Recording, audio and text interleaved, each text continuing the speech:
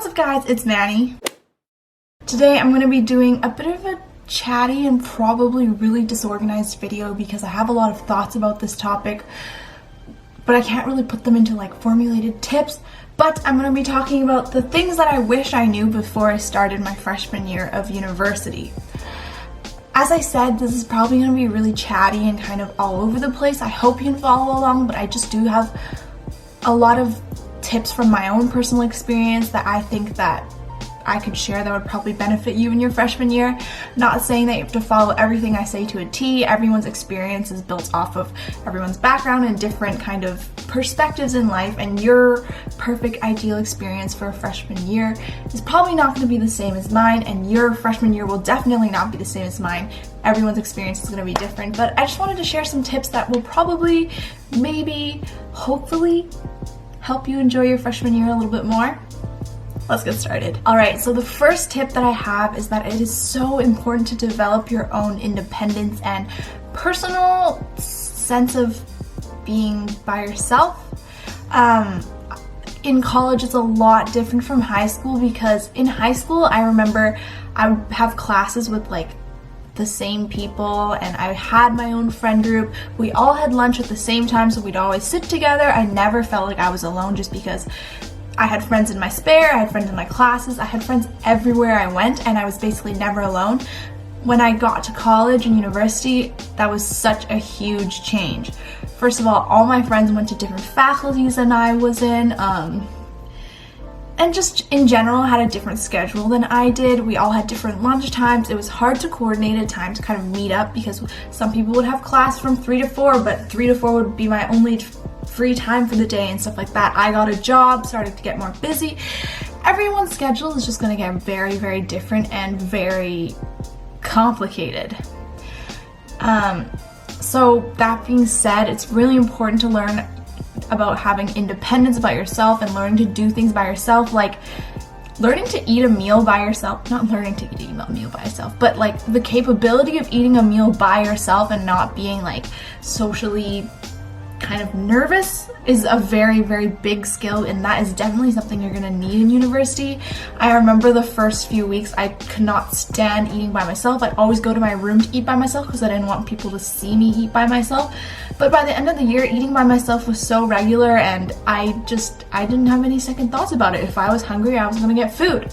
That's kind of independence that you need. Of course, you don't need it right at the beginning of the year. Oh my god, my Snapchat always goes off. You don't need it right at the beginning of the year, but it is something that you're going to have to develop eventually in university, just because everyone's going to be having different schedules, and eventually you're going to have to be living for yourself and not to live with a group of friends, if that makes sense. Like, live with the purpose of living for yourself. I don't know what I'm saying, but I hope this makes sense because it's just such a big thing that I had to learn in university. My second tip is to prioritize yourself and your health and your mental health. That I definitely learned. It was a big step this year. There's going to be a lot of different things that happen in university, like probably in the same day, in the same hour, there's going to be like 5 different events from 5 different clubs and like different social events. Your friends are going to ask you to dinner, blah, blah, blah, blah, blah, blah. And you're just going to have to learn how to prioritize what you want and also what's the healthiest for you and your mental health. I think that's kind of a vague or like a more specific way of saying you need to learn how to say no and choose what you think is important to you. Yeah, that's definitely a big one. Like, a lot of my friends will organize lunches and stuff, and while it is important to see your friends and keep up your relationships with others, if you're just not feeling well or if you're not in the mood to go out, you don't have to force yourself to go out and force yourself to socialize with people. Sometimes it is healthier to stay by yourself. I know for me personally, it was really important in my first year to have that kind of me time and alone time at the end of every day or at the end of every week, just so that I could, collect my thoughts and myself and not go insane. In another aspect of this tip, this also includes what you eat at college. It is definitely very tempting to order takeout, Domino's, delivery, and Postmates skip the dishes, DoorDash, whatever you have. And also at UBC, we have like pizza and everything. It's really tempting to go and eat that kind of stuff for every single meal, not eat breakfast, not eat lunch, not eat dinner just because you don't have the time. But it is so important to your health to have a nice breakfast when you wake up, maybe grab a cup of coffee if you need it, and just fuel your body with the right nutrients, because it is definitely very important. Freshman 15 is definitely a very real thing for a lot of students. Everyone I've talked to basically has said that their diets have changed a lot because of university. While it is inevitable that it will change, you play a big role in how much you let that change you. If you're going to be having pizza, pasta, takeout, McDonald's for every meal, you're going to feel terrible. Usually I kind of alternate, only limit myself to having pizza once a week if that's possible. That's already a lot in my opinion, having pizza once a week, but I'd be like, I already had pizza this week, I'm gonna go for something else like, I don't know, sushi or something that's like a little less heavy. My third tip for all of you freshmen out there is to challenge yourself in social situations. And what I mean by this is to not always stay in your comfort zones when it comes to meeting new people and joining clubs, stuff like that. I know in the beginning of my freshman year, for like the first month or so, everyone was obsessed with meeting as many people as they could, and you basically all you would say to anyone is your name, your faculty, what you want to study, and why you chose UBC and stuff like that. Like, it was just very generic introductory stuff. And for me, to be honest, I didn't branch out enough, I think. I had a lot of people that I knew go to UBC from like high school friends, like people that I met outside of high school. Like, just I knew a lot of people who were going into UBC, so I kind of stuck to those people and didn't really want to make new friends, and I don't think that's the right thing. I think it's definitely important for you to branch out, meet the people on your floor, meet the people in your house, meet the people like in your residence, in your classes. There's a lot of opportunity to meet a lot of people in university, and I think you should take advantage of that, especially in first year when everyone is super willing to make friends.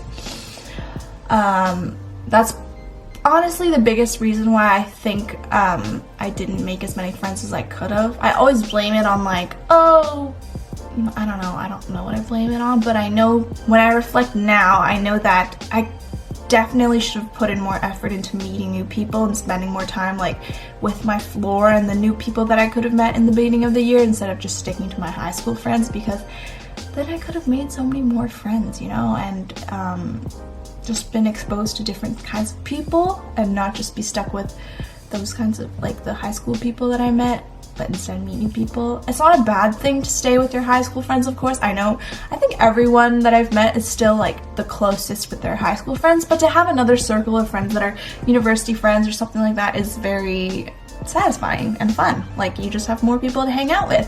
Like, when your high school friends are busy, you can hang out with your university friends. Like, stuff like that is just, it's good to have.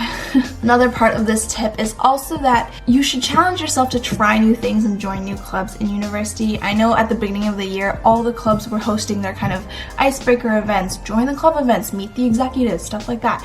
And I don't think I went to a single one. Oh no, I went to one club event where it was like icebreakers and stuff, but other than that, there were so many clubs that I wanted to join and wanted to go to the icebreaker events for, but just couldn't find someone to go with, so I didn't end up going. And I think while it was kind of a valid reason for me, it made me very nervous to go by myself. There are also so many people there that you can meet in the club.